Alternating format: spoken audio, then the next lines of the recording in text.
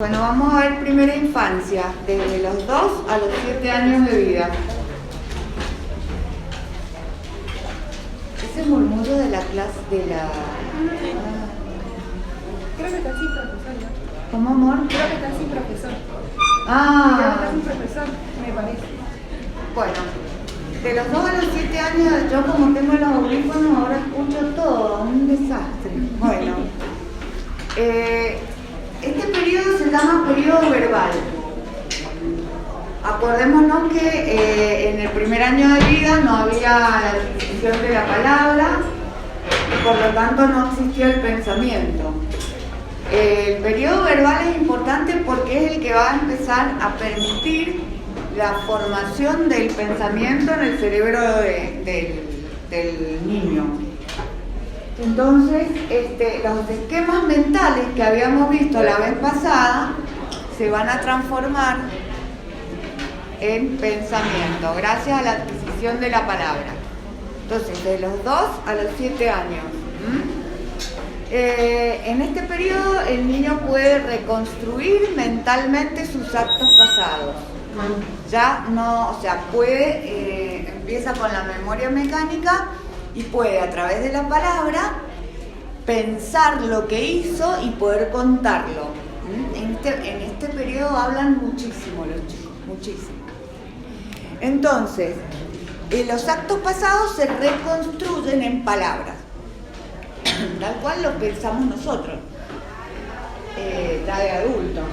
Cuando piensan en su pasado, lo piensan en palabras, en imágenes, ¿cómo hacen?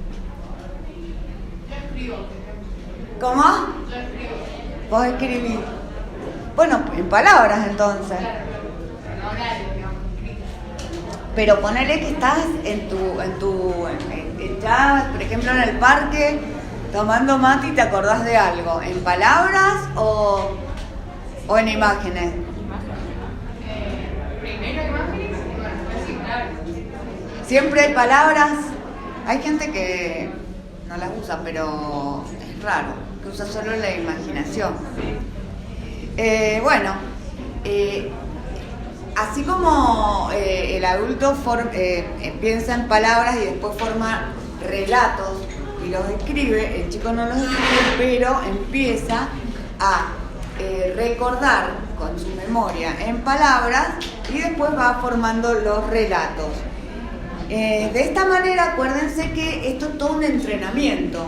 Entonces el chico lo que hace que es repetir, como para... no hay todavía una diferenciación entre yo y el mundo. Por lo tanto, eso él lo hace, los niños lo hacen de manera como practicando. Por eso repiten lo que les pasó, como para poder establecer ya una línea de pensamiento. Para entrenarse, están formando el pensamiento. Así se van, las palabras van a ir desarmando de alguna manera los esquemas mentales del principio. De este modo se va esbozando el pensamiento, por supuesto, y el pensamiento son representaciones. Cuando digo representaciones me refiero a esas imágenes del recuerdo y palabras. Bueno, en este periodo hay un título importante que se llama La reconstrucción de hechos pasados y la anticipación al futuro. La adquisición de la palabra permite eso, reconstruir el pasado y desde ahí adelantarse al futuro, que es lo que hacemos en el día a día, permanentemente, aprendiendo de lo que del ensayo-error del pasado para poder programar el futuro. A veces lo hacemos casi automáticamente. En la reconstrucción de hechos pasados y anticipación al futuro hay 3 fenómenos importantes que se dan: la socialización de la acción, la interiorización de la palabra y la interiorización de la acción. Ustedes imagínense una criatura que va repitiendo lo que va haciendo. Entonces, como en los juegos, entonces yo era la maestra y vos decías y vos hacías, Siempre hay un líder y otro que obedece. Pero los chicos, ustedes van a ver en los jardincitos que van hablando mientras hacen cosas.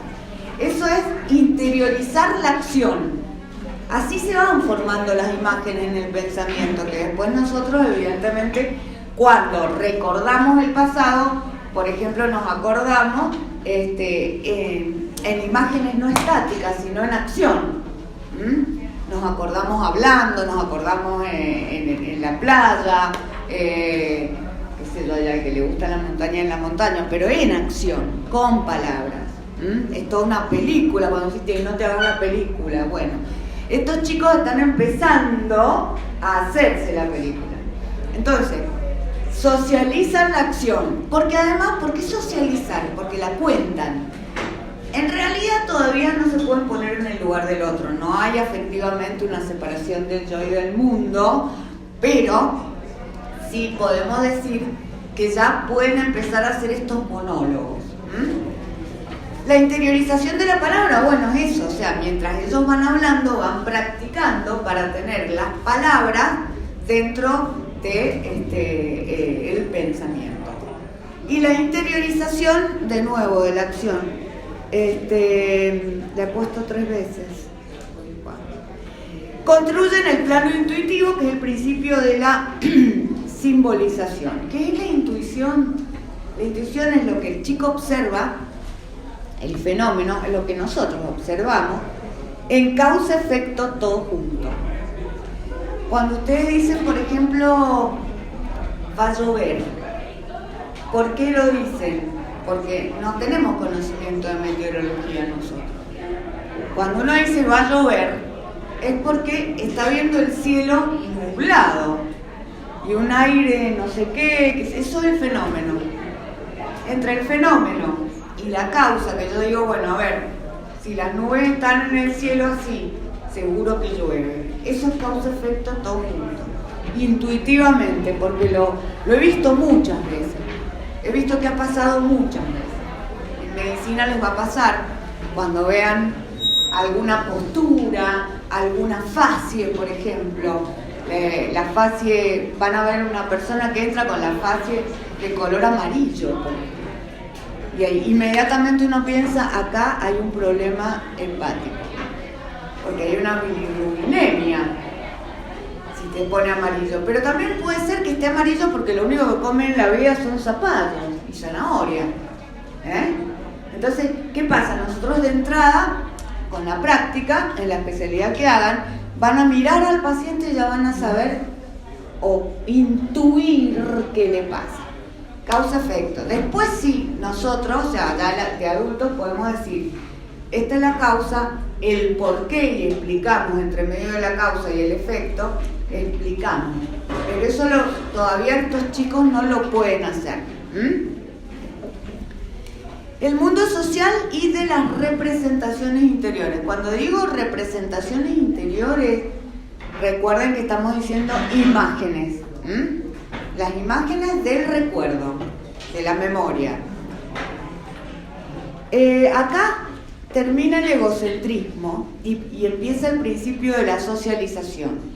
Entonces, el egocentrismo, como lo habíamos visto, el primario, el causal y todo eso, donde no hay una diferenciación del yo con el mundo, acá ya empieza a disolverse para que empiece el proceso de diferencia entre el yo y tú.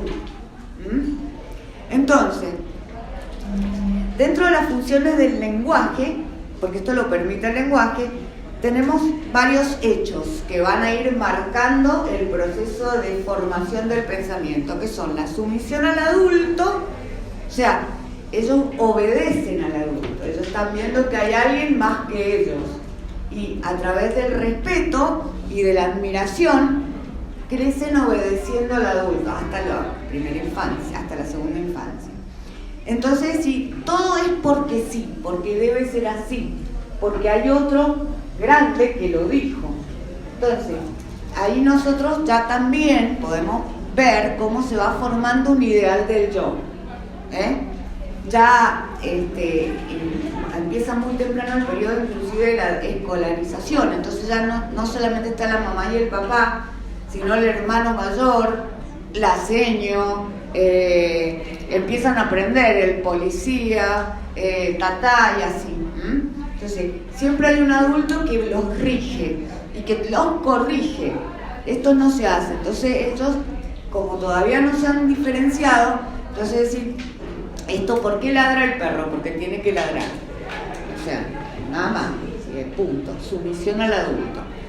Hechos de intercambio y monólogos colectivos. Estas tres cosas son muy importantes, las vamos a ir viendo.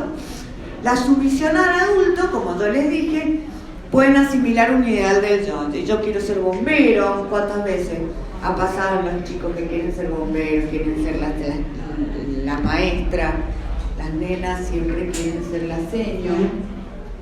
Vale, las nenas también, ¿por qué no?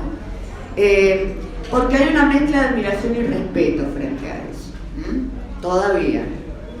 Bueno, en este tiempo no mucho, pero bueno, son épocas. Y la obediencia, como la admiración y el respeto en esta edad, carecen de conciencia. O sea, no obedecen porque hay un compromiso o porque debe ser así, porque todavía no tienen conciencia de eso. Se obedece porque se obedece, porque se admira al otro. Entonces no lo van a cuestionar en esta edad, todavía, al principio de esta edad. ¿Qué son los hechos de intercambio con el adulto y con otros niños? El intercambio es un contacto interindividual entre el yo-tú. Acá ya empieza a haber una noción de que hay otro.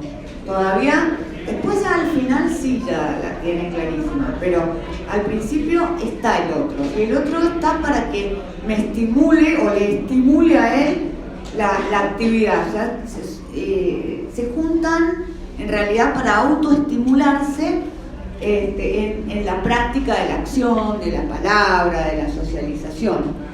Pero es un inicio, no están claramente conscientes de qué es compartir. Y si nosotros pensamos esto, de ahí inmediatamente vamos a entender los monólogos colectivos. ¿Por qué el monólogo colectivo? Porque no se pueden poner en el lugar del otro todavía. Entonces lo que hacen es practicar entre ellos. Es como cuando ustedes están estudiando y le dicen, y más los que estudian de memoria y van relatando, mira, vos lees y fíjate al hermano o a la hermana que estudia a lo mejor ingeniería, fíjate si lo que estoy diciendo está bien. Eso es un monólogo. Porque el otro no me está explicando, no estoy compartiendo, simplemente decir, te estoy recitando este concepto, fíjate si está bien. Esos son monólogos. Bueno, últimamente la gente vive en monólogos, nadie se escucha. Bueno, en este caso es porque no pueden. ¿Qué permite el hecho de intercambio con adultos y otros niños? Permite el progreso en las actividades y acciones en general y transforma las conductas objetivas en pensamiento. ¿Qué es la conducta objetiva? Es lo que está haciendo. Y ahí ustedes enganchan con la interiorización de la acción y de la palabra. Entonces, esta práctica entre ellos, tanto entre los niños con el adulto, en realidad al chico, como no tiene conciencia de lo que está haciendo, es solamente intelectivo y afectivo, lo que hace es practicar. Es decir, te esté escuchando, no importa, estoy practicando. Y así en la práctica va reconstruyendo eso que después como adultos, o sea, cuando nos imaginamos nuestro pasado o cuando estamos haciendo un proyecto futuro, hasta a veces uno habla solo, como para aclararse, a ver, mira, estoy a ver este proyecto que estoy haciendo, entonces le digo a Juan y a Pedro, y eso también se vuelve a repetir, pero ya con otro estilo, otra intención. Bueno, los monólogos colectivos son el inicio de la reflexión. Acuérdense, estos chicos están practicando todo eso, la interiorización del mundo externo a través de símbolos, que las letras son símbolos, y las imágenes. Eso es todo lo que nosotros vamos llevando con nosotros mismos. Nuestra vida es un símbolo psicológico, psíquico, también traducido en electricidad y ondas a nivel del pensamiento de nuestra propia vida. La reflexión entonces se comienza a esbozar a partir de las discusiones, que no son discusiones, son los monólogos que los chicos mismos están repitiendo, porque repiten su actividad, repiten la palabra, repiten lo que les pasó y todo lo demás para generar pensamiento, lo hacen unos con otros, pero no hay una capacidad de ponerse en el lugar del otro todavía. Por supuesto que esta actividad les va a permitir en algún momento ponerse en el lugar del otro, obviamente, pero evidentemente esto sirve para generar pensamiento. Y la creencia en realidad depende de lo que el chico cree, depende también de los valores en los que se está, digamos, criando. La creencia en cosas, evidentemente les va a generar un compromiso. O sea, si se cría en un hogar clase media con ciertas creencias que pueden ser religiosas, morales, etcétera, que digamos el medio cultural le va dando, le va enseñando, eso después, por ejemplo, los Reyes Magos vienen, no existen los Reyes Magos, le dice otro, y entonces empiezan a discutir, pero en realidad no importa lo que piense el otro en este momento, están solamente estableciendo en ellos mismos sus propias creencias. Hay gente que les enseña que Papá Noel viene para Navidad y hay otros que no, que festejan Reyes Magos, Ratón Pérez, qué sé yo. Bueno, ese tipo de creencias también se discuten, que en realidad, vuelvo a repetir, no hay una discusión, sino que hay un intercambio de práctica. Practican todo, afectividad, creencias, sin tener todavía demasiada conciencia, pero a medida que lo van practicando, van empezando a autodeterminarse en todo eso que dicen y van madurando los conceptos. Bueno, llegamos a una conclusión parcial de esto. En esta categoría de hechos, acuérdense, se abre paso al pensamiento verbal, que es pensar con palabras, que se utiliza como objetivo y como subjetivo también. Que será el futuro el lenguaje interior, evidentemente, lo que hablábamos recién. Hasta los 7 años los diálogos consisten en simples afirmaciones para sí mismos.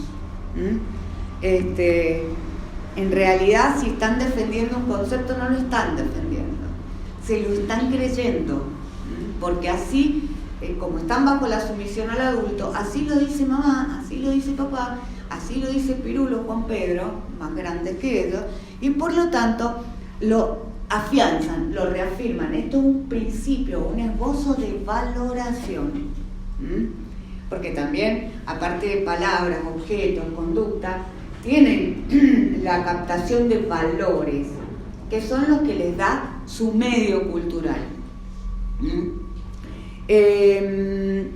Bueno, entonces, en este momento, los chicos, con lo que quiero que se queden, es que están practicando, afianzando y empezando a socializar, pero todavía no se pueden poner en el lugar del otro.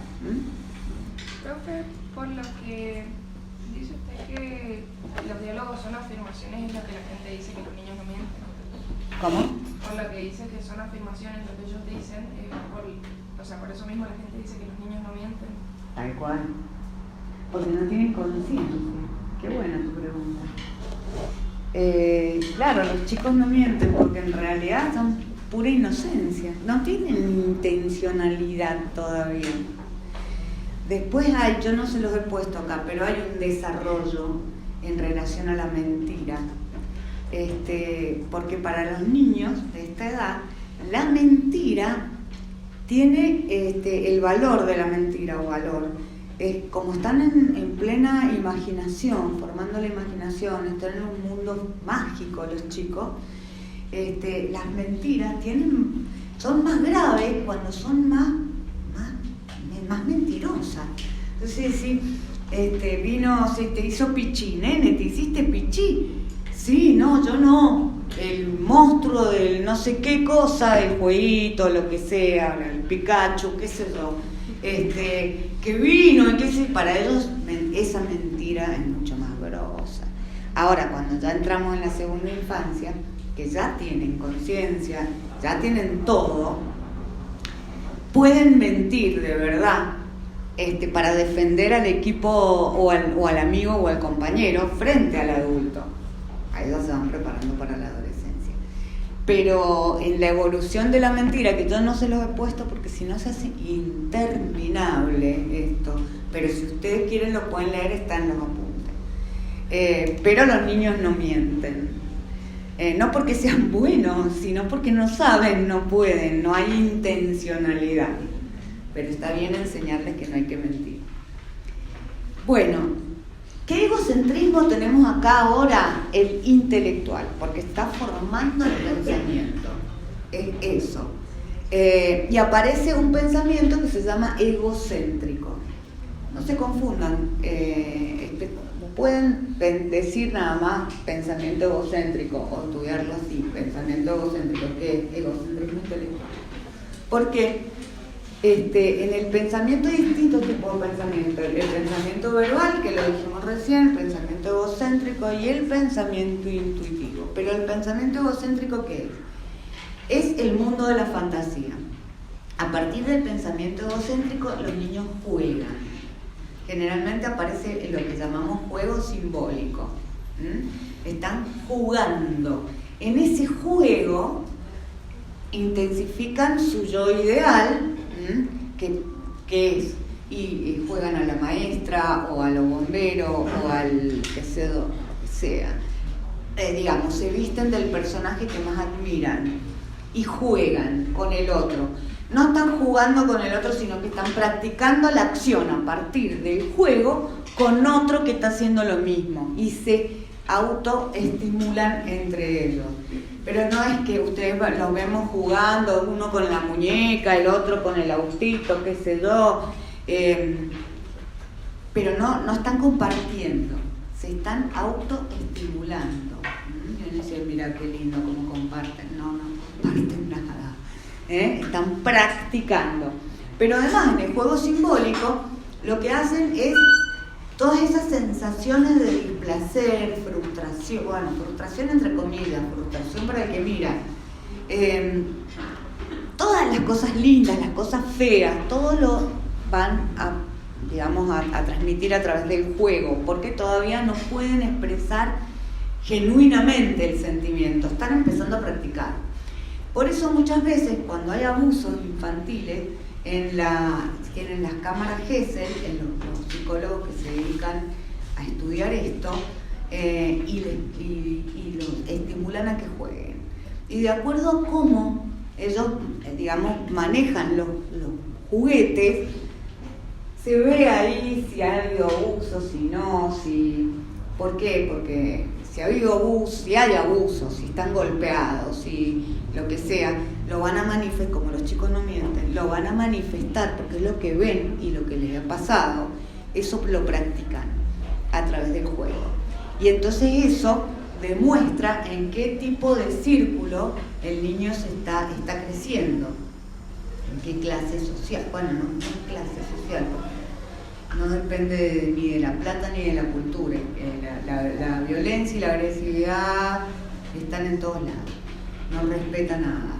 Entonces ahí el psicólogo, que está muy entrenado, interpreta la actividad del niño y puede llegar a una conclusión, a partir, por supuesto, de millones de fenómenos. Eso también, no sé si lo vieron con la licenciada, los estudios prospectivos y retrospectivos del PIB, también se observa. Los psicólogos, sí. El otro día justo estaba viendo un video y mostraban 5 bebés, 2 de los cuales habían tenido una infancia buena, y les ponían juguetes muy pequeños. Y cuando los tenían enfrente jugaban, solamente estaban concentrados en jugar, y los otros no, tipo como que estaban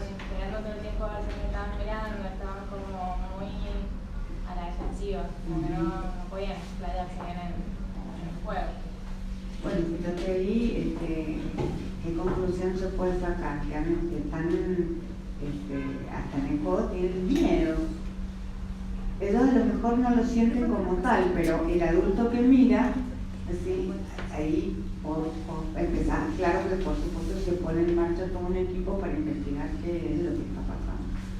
Pero está muy bueno el ejemplo. Y justamente eso es lo que se hace. Con el pensamiento egocéntrico, entonces el niño va a objetivar todos los sentimientos del pensamiento y acción a partir del juego y sus propios sentimientos, que no los puede decir todavía, pero que el juego simbólico los prepara para eso. Bueno, estos dos aspectos que dijimos recién, dice en la diapo, representan la base o cimientos sobre los cuales se construirán los puntos de vista o posturas personales en la etapa adulta. Evidentemente acá estamos hablando de la puesta en marcha de simbología. Los sentimientos, los afectos y las emociones nosotros las representamos en nuestra cabeza como símbolos. La paz, que cuando yo les digo paz, ¿qué aparece en la cabeza de ustedes? La paloma blanca. La paloma blanca. Bueno, a alguien se le ocurrió que la paz podía ser una paloma blanca con la huevadita verde ahí. Bueno, esa es nuestra cultura. Vas a saber qué piensan los japoneses, los chinos, no sabemos. Cuando yo les digo guerra, ¿qué aparece en la cabeza de ustedes? Ahí está. Porque los hemos visto en las películas, en los cortos sobre la Segunda Guerra, la guerra de ahora. Entonces, fíjense que los sentimientos que son tan subjetivos, nosotros le tenemos que poner una imagen. No hay modo de que nosotros no podamos ser fantasmas. Todo hay que objetivarlo. Todo. Por eso, en docencia, ustedes fundamentalmente en las prácticas lo que hacen es ir al microscopio, mirar la célula, porque no se puede aprender desde solamente la palabra.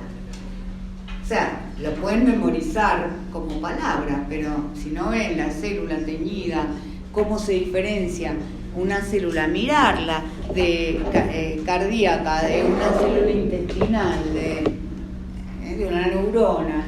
Evidentemente necesitamos ver, tocar y que eso después se nos transforme en imagen.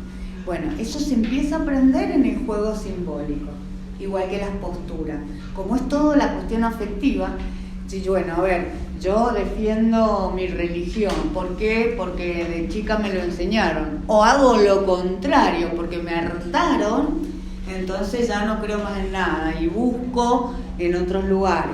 Bueno, eso que uno puede hacer defendiendo una postura determinada, empieza a esbozarse en el juego, en el pensamiento egocéntrico y el juego simbólico.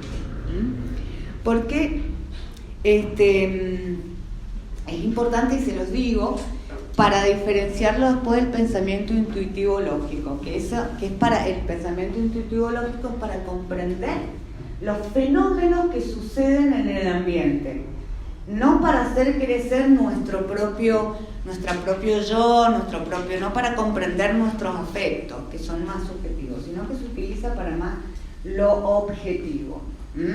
Ya lo vamos a ver en un ratito y después los apuntes tienen un cuadrito que los diferencia. En la próxima diapo es la conducta social del niño con el adulto. Y acá volvemos nuevamente al tema de la sumisión al adulto. Sirven para que el niño pueda construir lo que en el adulto se conoce como compromiso. La conexión social con el adulto es un esbozo de compromiso. En esta etapa, la relación social adulto-niño no alcanza las características de tal, porque no hay compromiso todavía, pero sí se practica el compromiso. Ahí empieza. entre el yo personal y un modelo de yo periférico. Porque como les decía, esto entra de alguna manera en la construcción del yo ideal. Los chicos van a tener siempre más afinidad por un adulto que por otro, con lo cual no significa que quieran más a uno que a otro, más afinidad. Se siente como más cerca de un adulto que de otro, y esa relación les genera un compromiso. Yo cuando uno les dice al niño que ya no me querés más, y el chiquito al principio no entiende y después se pone mal. O cuando ya puede decir yo a vos no te quiero, sos mala. Ahí ya podemos pensar que empieza un esbozo de compromiso. O sea, ¿por qué sos mala? Porque no me das lo que yo te pido y yo te quiero a vos. Entonces sos mala. Fíjense cómo ya hay como un ida y vuelta. Así se va formando el yo personal desde los yoes periféricos. Siempre en el crecimiento hemos tenido un personaje de nuestra vida que ha sido como un referente. Para lo positivo y para lo negativo también elegimos. Cuando elegimos para lo negativo, así yo esto nunca lo haría, pero elijo aún no. Y elijo un sí. Desde niño.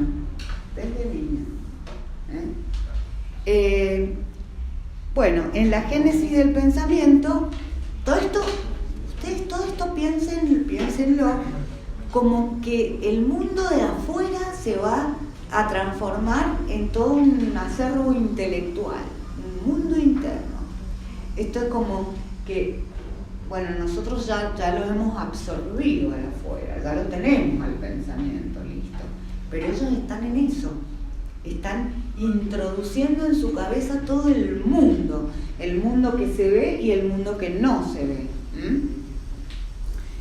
Entonces, tanto el pensamiento como la socialización, obviamente que la socialización es muy importante, somos seres sociables, nos movemos en manada, en un conjunto social, nos vamos eligiendo de acuerdo a cómo vamos vibrando entre nosotros. Si no significa, o sea, ¿qué podemos compartir? Generalmente los grupos se arman a partir de lo que tenemos en común con la otra persona o con las otras personas. Bueno, justamente eso es una de las cosas fundamentales e importantísimas que ayudan al crecimiento personal y estructuran el pensamiento y la inteligencia, porque la inteligencia se va subjetivizando también. La socialización es muy importante. Hay chicos que en algún momento han crecido sin socialización. Los chicos de la selva, aviones que han quedado perdidos y que se han criado solitos con los animalitos, que no adquieren lenguaje, no adquieren costumbre, o gente que ha criado a sus hijos en un gallinero, como la otra vez encontraron hace como 3 o 4 años atrás, 2 chicos que eran los chicos gallinas, terminaron en una institución, no saben hablar, no saben comer, hacen todo lo que hacen las gallinas. Esas cosas, esas barbaridades. Por eso es importante la socialización, no solamente, y la escolarización. La escolarización es fundamental, porque los chicos no solo se van a relacionar con el adulto en la casa, sino con otros niños, con otras culturas, con otras creencias, otros adultos, se les abre el mundo. Por eso es obligatoria la primaria, el colegio primario, creo que el secundario también. Entonces, todos estos elementos del mundo externo ingresan a su mundo interior, que se irá consolidando, nutriendo, diferenciando del universo exterior. Y allí, bueno, se empieza a disolver la etapa egocéntrica, obviamente, como ya habíamos dicho al principio. La primera forma de pensamiento, del pensamiento es el pensamiento egocéntrico. Las cosas las van incorporando por mera asimilación. El juego simbólico, en el juego manifiestan sus deseos y frustraciones, que era lo que yo les había dicho recién. No hay objetividad, solo hay pensamiento imaginativo. Ahora lo vamos a diferenciar del pensamiento lógico-intuitivo. Yo les había dicho recién que es causa-efecto en un solo bloque, en la intuición. Ellos todavía no pueden diferenciar el por qué. Es así, punto. Porque también recordemos que están bajo la sumisión al adulto. Entonces, se adaptan a la realidad, este pensamiento a la realidad objetiva, les permite conocer lo objetivo de lo que sucede en el mundo, desde los fenómenos climáticos hasta la gravedad, por qué se cae una cosa, por qué hierve el agua, qué sé yo. Todos esos fenómenos que nos llegan desde el objetivo. Aparecen como imágenes, o sea, representaciones, como les había dicho, de la realidad exterior. Aparece la intuición como la lógica de esta etapa. Acuérdense, no se olviden, la intuición es causa-efecto al mismo tiempo. Ellos empiezan a preguntar, la etapa de los por qué empieza acá, que nunca se las vamos a poder responder los adultos, porque ellos preguntan por la causa y el efecto al mismo tiempo, y nosotros ya lo desglosamos. ¿Sí? ¿Y por qué? ¿Y por qué? En ese ¿y por qué? ¿Y por qué? ¿Y por qué? Y uno le repite lo mismo y lo mismo, ellos claramente están practicando, no se olviden, practican, están creciendo. Esa práctica también les ayuda muchísimo como estímulo a generar más redes neuronales y estimular la producción de neuronas. Esta es una etapa en donde el cerebro está en neurogénesis permanentemente. Mientras más estimulado esté el niño, más neurogénesis tiene. Por eso cuando la licenciada les hablaba de la depresión de Spitz y todo el tema del desarrollo, les decía que cuando los niños bebés no habían tenido el contacto, la socialización con el adulto, con otra persona, sino que estaban institucionalizados, podían crecer hasta con trastornos intelectuales y motores, porque justamente lo que necesita la neurogénesis es el estímulo permanente, el contacto social, el contacto visual, el estímulo sensorio-motor. Entonces, bueno, acá en esta diapo ya habíamos hablado del pensamiento verbal y los por qué. Aquí, bueno, se los leo. El por qué se sitúa en el medio de las dos cosas, la causa y el efecto. Eso ya empieza a aparecer a partir ya al comienzo de los 6-7 años. Empiezan a aparecer los por qué, pero los verdaderos por qué, no el por qué para practicar.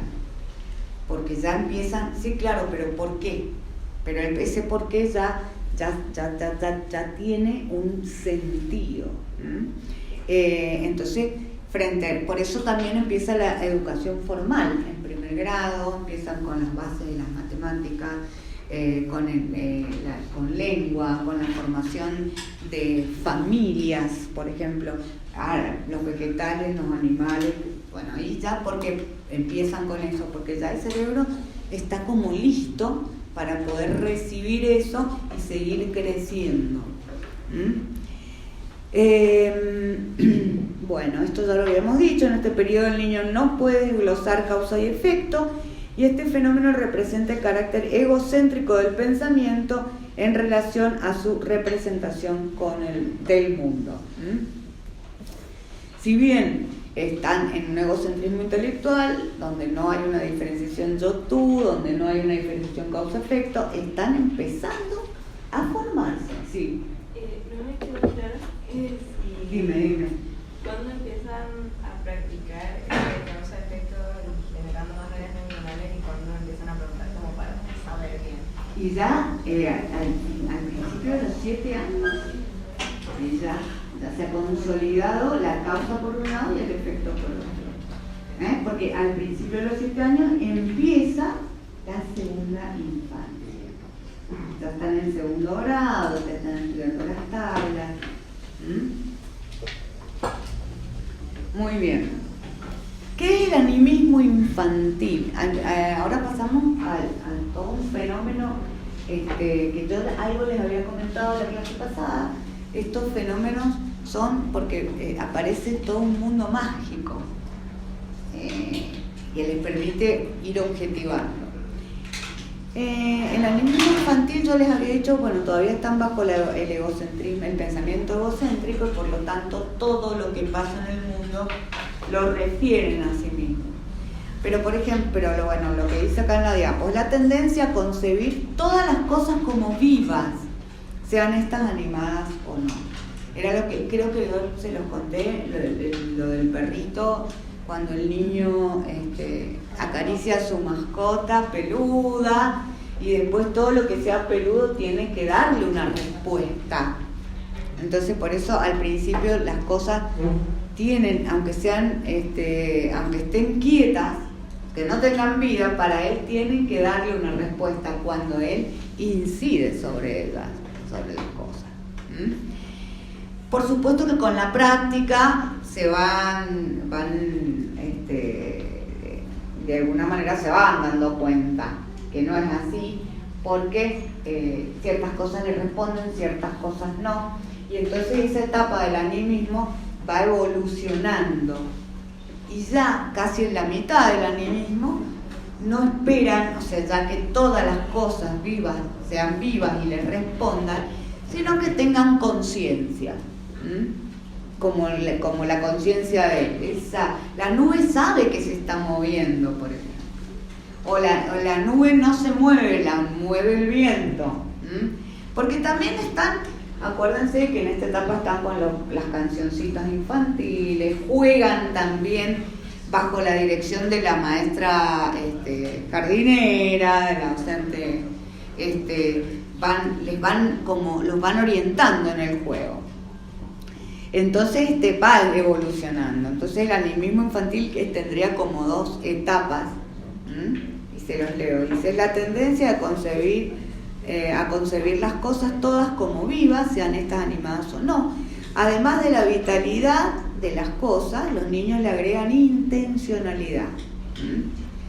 No saben lo que es la intención, pero lo pueden percibir en la cuestión de la respuesta del objeto. La intención del perrito, ¿cuál es? Jugar con él. Está contento. Pero lo intuye, fíjense, lo intuye, no lo comprende, lo intuye. ¿Por qué? Porque aparece siempre lo mismo. La causa es: yo toco a mi perro, le hablo, le tiro la pelotita, y el efecto ¿cuál es? Me responde contento. Pero no puede todavía diferenciar entre lo toco y me responde. Después ya sí, a los 7 años sí. Entonces, no sabe, o sea, le agregan intencionalidad, pero sin saberlo, por supuesto. Es decir, que todo ser vivo debe ejercer una actividad útil al hombre.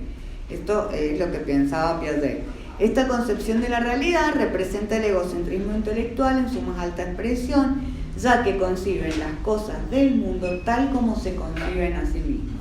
Esto está repetido hasta el cansancio, porque es, digamos, no por molestar, sino porque es el concepto que en realidad se tienen que llevar de esto. ¿Ya? Los niños en la primera infancia, y la primera infancia no se diferencia. De todo lo que les pasa a ellos tiene que pasarle a las cosas que los rodean. Listo. Que si les queda claro está bárbaro. Otra de las cosas es el finalismo infantil. ¿Qué es el finalismo infantil? Así como el animismo concibe el mundo inmaterial como vivo, el finalismo concibe todo como una finalidad. Todo tiene que tener una finalidad. ¿Cuál es la finalidad que ellos le ponen? Y la finalidad que ellos tienen, o la que ellos ven. Nada puede no tener la finalidad de que ellos le van a poner a la cosa, al acto. Todos los objetos peludos tienen como finalidad responderme.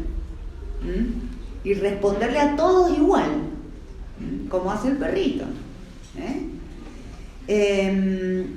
Y la presencia de este fenómeno en el pensamiento infantil implica la no diferenciación, volvemos a repetirlo eso, entre el mundo interno y el mundo externo. Es repetición hasta el cansancio para que les quede claro. Porque, pero además porque este flaco repite todo el tiempo, empieza esto. Bueno, y el artificialismo es la creencia en que las cosas han sido algunas creadas por el hombre y otras creadas por Dios o algún elemento o algún ser mágico. Por ejemplo, los edificios creados por el hombre, las calles y los autos, pero la montaña, que no está tan mal tampoco, la verdad, es creada por Dios, el viento, alguien lo hizo. Por supuesto que estas cuestiones las van a sacar de algún lado. ¿De dónde las sacan? De la conversación con los adultos, de los cantitos infantiles, de lo que están viendo. No la van a sacar de la galera. Si al niño lo tienen encerrado en una habitación y no le hablan y le dan solo de comer, no va a tener nada de esto. Va a tener un retraso espantoso. Por eso los chicos con problemas de socialización, como decíamos la vez pasada, como el Asperger o los chicos autistas, les falta de alguna manera la capacidad, o sea, no nacen con la capacidad para poder poner en marcha a pleno todo esto, a pleno, con lo cual no significa que no sean inteligentísimos. Lo que pasa es que les falta el factor emocional. Entonces, y el factor emocional en la inteligencia es fundamental. Cuando a mí algo no me gusta, no me atrae, no me interesa, mi inteligencia no quiere actuar, no lo puedo entender, a no ser que me lo explique alguien de una manera simpática, que no me duerma y que esté buena, o sea, que utilice cosas que sean afines a mí, ejemplos afines a mí. Por eso los docentes estudiamos docencia universitaria, o sea, aparte de los conceptos que uno sabe de la profesión, hay que saber docencia, porque si no, esto se puede transformar en una cosa espantosa, o sea, ustedes se pueden dormir acá. Bueno, todas las causas que los niños perciben en esta etapa están bajo las leyes que rigen el pensamiento egocéntrico. ¿Cuáles son? Todos igual que yo soy yo, no hay un yo tú, y todo es subjetivo. Lo que significa que no hay aún diferenciación entre el yo interior del pequeño y su mundo exterior. Otra vez lo repetimos. O sea, que cuando se lo preguntemos, por favor, ya no, que sea por cansancio. Bueno, ahora a ver, ¿cómo los chicos ven las leyes morales y las leyes naturales? Las leyes naturales son, bueno, evidentemente lo que rige a nuestra naturaleza, el sol, el frío, el calor, la lluvia, el viento, fenómenos que suceden en el universo y son captados por el niño como causa-efecto al mismo tiempo. Otra cosa que repetimos hasta el cansancio, causa-efecto, lo que les decía yo recién. Vemos las nubes, el cielo encapotado, horribles, y va a llover, me llevo el paraguas.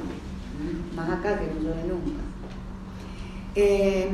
Y acá estamos hablando de la intuición. La influencia de la sumisión al adulto era lo que les decía al principio, es decir, ¿por qué llueve y por qué tiene que llover? Por eso también la diferenciación entre la causa y el efecto, que es nula, en este caso la intuición, acá solamente hay una respuesta. Estamos bajo la obediencia y todo, como hay un egocentrismo, todo tiene que obedecer. Siempre hay alguien mayor a quien obedecer. Por eso, cuando estamos hablando de la sumisión al adulto, decimos que hay un respeto, no un respeto mutuo, sino unilateral del niño con el adulto, y todo, como están bajo el egocentrismo intelectual, todo tiene que responder a un adulto.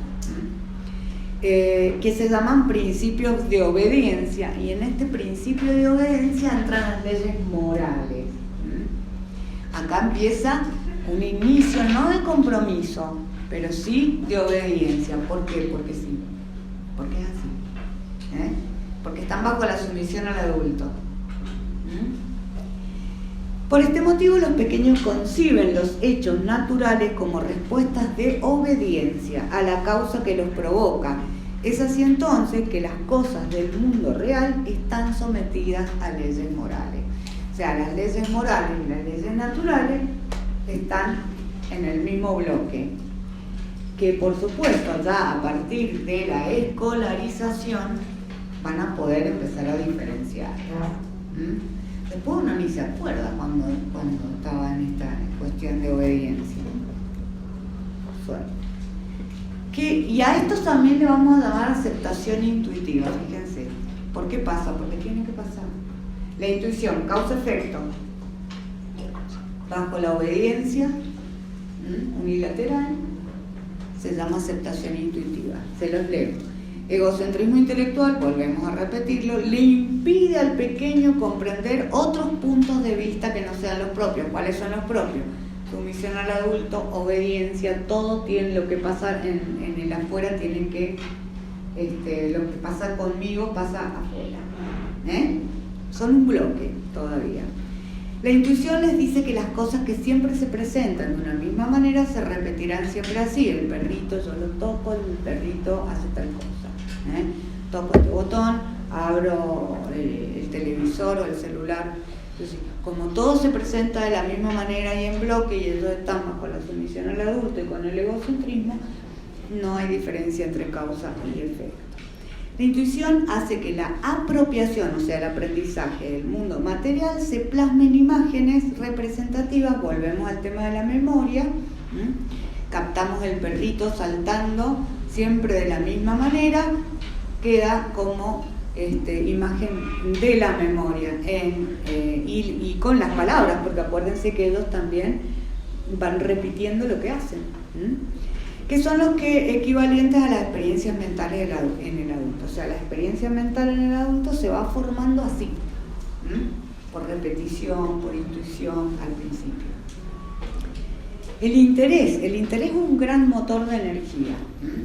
Sí, generalmente, fíjense que los juguetes van cambiando cuando ustedes van a comprar un regalito, que se dice juguete para chicos de 1 año a no sé qué.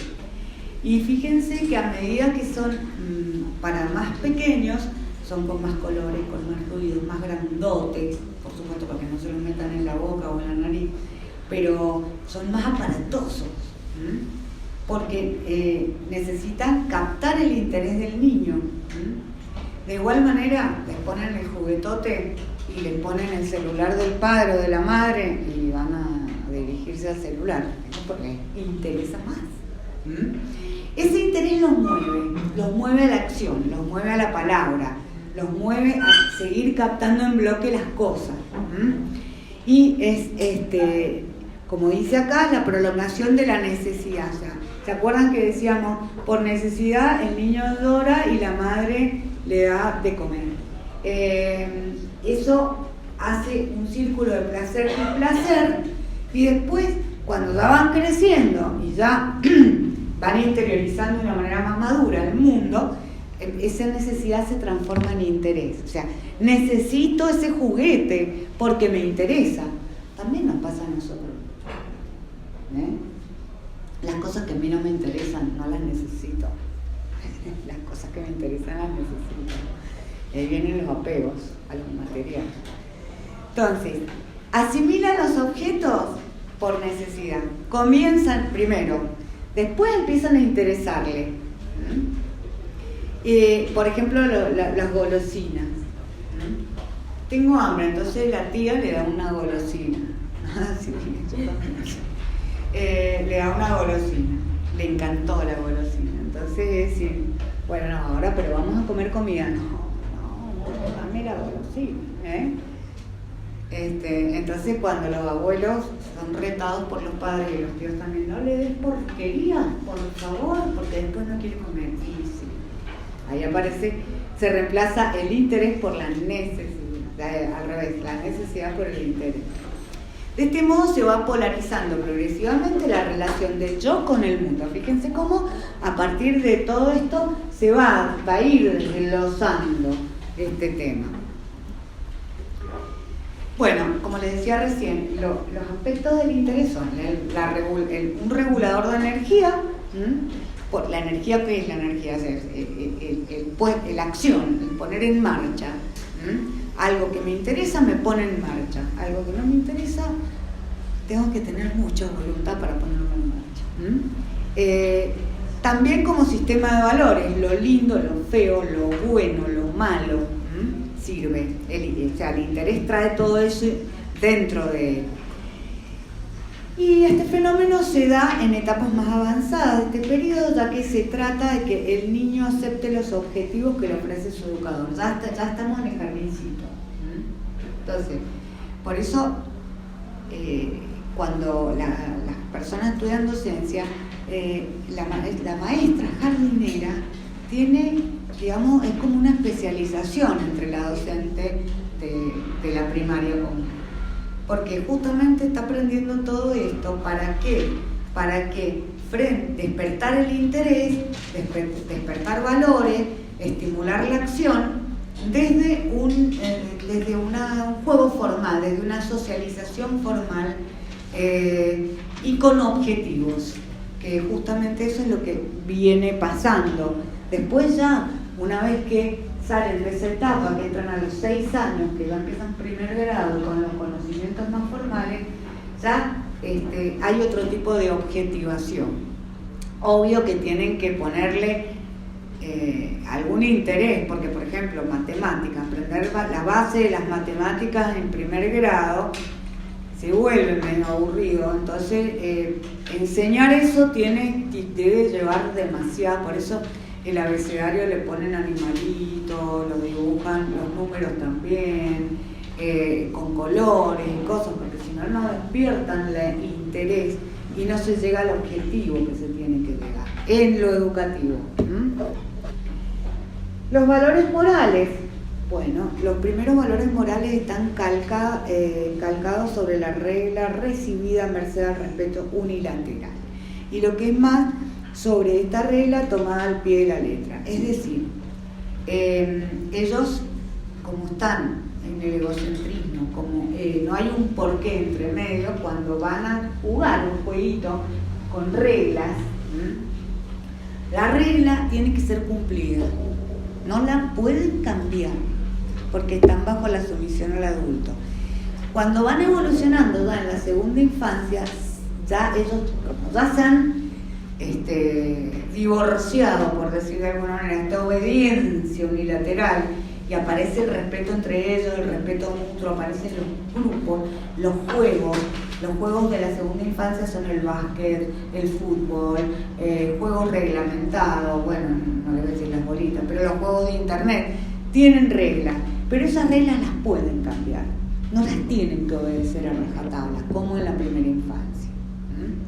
Pero bueno, ese reglamento les sirve como para establecer claramente la obediencia, el objetivo, la ley moral. Después ya ellos, por una cuestión de respeto entre ellos, entre el grupo de ellos, si todo el grupo decide que esta regla hay que cambiarla, se cambia.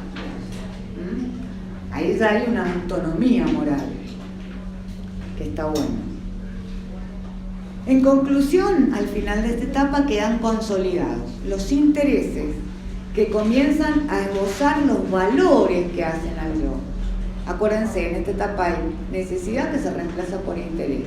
Y ya en la segunda infancia empieza el interés a reemplazarse por el valor, lo lindo, lo feo, lo bueno, lo malo.